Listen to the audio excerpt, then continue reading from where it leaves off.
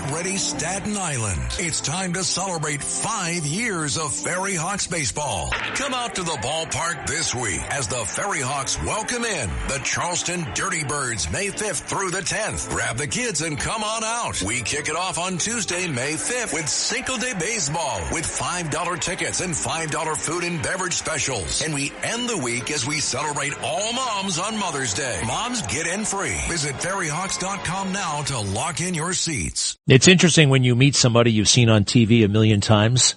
It really is kind of special. It gives you an interesting feeling. We're here with Dr. Peter McCullough. Dr. McCullough, welcome from the Wellness Center, and it's an honor to meet you. How's life? Great to be here, the epicenter of conservative talk radio. Conservative talk radio, we deliver. We sure do. We love what we do here. Do me a favor, Dr. McCullough, what made your team look at ivermectin in cancer patients? And ivermectin, as you know, has been in the news quite a bit, somewhat controversial, I think less so now. But what did you find? Yeah, we had used ivermectin through the pandemic. In fact, it turned out to be one of the most rapidly acting drugs that could help people through the pandemic times, the SARS-CoV-2 infection. And what was happening is that there was a great need to combine ivermectin with another anti-infective, mebendazole, to help people treat neglected parasite infections. So a wellness company with our own pharmacies compounded a capsule of ivermectin plus mebendazole. Years had gone by of research in cancer showing these drugs also have anti-neoplastic properties. So let's just step back to set up some things here. Cancer treatment has become more sophisticated, also more expensive. Newer therapies often costing patients a lot of money. But what if some of the medications that could help are already on pharmacy shelves? We're talking about generic, off-patent, well understood for decades, safe for human use. Now, that's where a team of physicians from the wellness company really came in, and you guys looked at this hard. And I was surprised to learn, basically, we use generic drugs for all kinds of things, except when it comes to cancer. And that's a major exception. And why is that? Well, I'm the chief scientific officer at the wellness company, and I'm an internist and cardiologist, so I have cancer patients, but notably, as a cardiologist, 90% of the drugs I prescribe are generic, but in cancer, it's not the case because the cancer centers are incentivized to prescribe and utilize very expensive chemotherapy because of what's called book and bill, that the cancer centers receive a portion of the revenue that comes in from the high-dollar chemotherapy. So that sounds, book and bill, it sounds, I don't know, a little bit, what's the word, corrupt? It doesn't sound right. And what we found is that data had been accruing with two anti-infectives, ivermectin and mebendazole, showing that they separately, in studies, reduce the proliferation of cancer cells, drop the blood flow to the tumors, and actually help the tumor cells turn off so the body could clear them out. There had been even clinical studies with one of the products, mebendazole. We combined them. They were available on the market from the wellness company for treatment of parasitic infections, but off-label, patients were choosing to use this in conjunction with surgery, chemotherapy, and radiation for cancer. So they got approval from their cancer doctors and began to use it. We kept track in the first human report of what the outcomes were. All right. So for a patient or for a physician, and I'm understanding what you're saying, but I don't have cancer, thank God. I don't want to get it. But somebody who does, what is a real immediate takeaway for a cancer patient and their doctor? Well, clearly patients should follow their doctor's advice. And there is progress being made in cancer, certainly.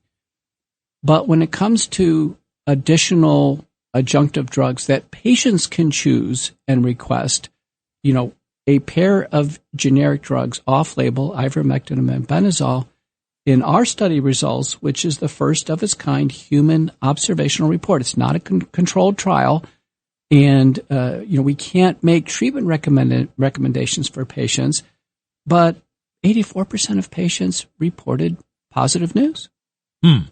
So this is a repurposed medication, right? Is that the category? Yeah, we can use drugs off their original advertising label when we're fulfilling an unmet need. It seems like that requires or would benefit from research. And my understanding is from the federal government, they're kind of like, well, look, or Big Pharma or whatever, we've already done that. We know what it does. They don't want to invest in finding out new things about old drugs. Not necessarily. It's just that they're not featured because they don't have the big drug company budgets. But this one is perfect for a large prospective randomized trial funded by the National Cancer Institute, which has plenty of money to do that. Ivermectin is in a small breast cancer trial right now at Cedars-Sinai and UCLA. Mebendazole is in cancer trials at Johns Hopkins. But in cancer, the principle is use drugs in combination. We almost never use drugs alone in cancer, and this one is perfect for a large prospective randomized trial. All right, so we got to get the attention of the research community? I mean, how do we do that, and what are they going to do when they get a hold of this, if they are inclined to do something about it? Our report from the Wellness Company is the first of its kind, so it was released on the European Commission preprint scientific server. It's going through the peer review process for publication. It shortly will be out in a peer review journal. And when that happens, I think we will get the attention of the community, and we certainly will be out there making scientific presentations. All right. And wellness, just because this is all very intriguing, and it's not a world that I am privy to day in and day out, but I want to keep on top of this. Where can anybody who's intrigued and anybody who's suffering right now, where can we go to find this when this thing breaks, when it gets published? We already have a press release and link to the manuscript at the website, twc.health. That's the Wellness Company. We will be bringing this forward with a secondary release in the full peer-reviewed manuscript. But this is, 197 patients who we followed, who began this off-label use of this combination. 122 hit a 6-month mark where they could report back to us on how they're doing with their cancer. And, it's very, very good news in terms of cancer not advancing, in some cases actually improving. So you said the Wellness Company, twc.health, twc.health. You can also go to twc.health/cancer, and the code word Greg actually works there. I'm not sure what you're going to get, but you're going to get all kinds of cool things if you get the medical emergency kit. Doctor, you happen to be very trim. You happen to be, you look great. And what I love to find out from physicians is just a little tip. If we're not going to actually have an appointment with you, what's something we can do concrete to feel better? Yeah, I think everybody ought to look at the holy trinity of health. That is, review your diet and make sure the diet is optimized. In my view, there's 3 villains in diet: sugars, starches, and saturated fat. It's easy because they start with S. Exercise. Everybody needs some regular exercise. I was out there today jogging in Central Park. And the third part of the trinity, sleep. Everybody should take a look at their sleep habits and be able to assure themselves that they're getting a great night's sleep, they feel well rested, and they have lots of energy like you do to come in every day and do the work you do. How far did you run today?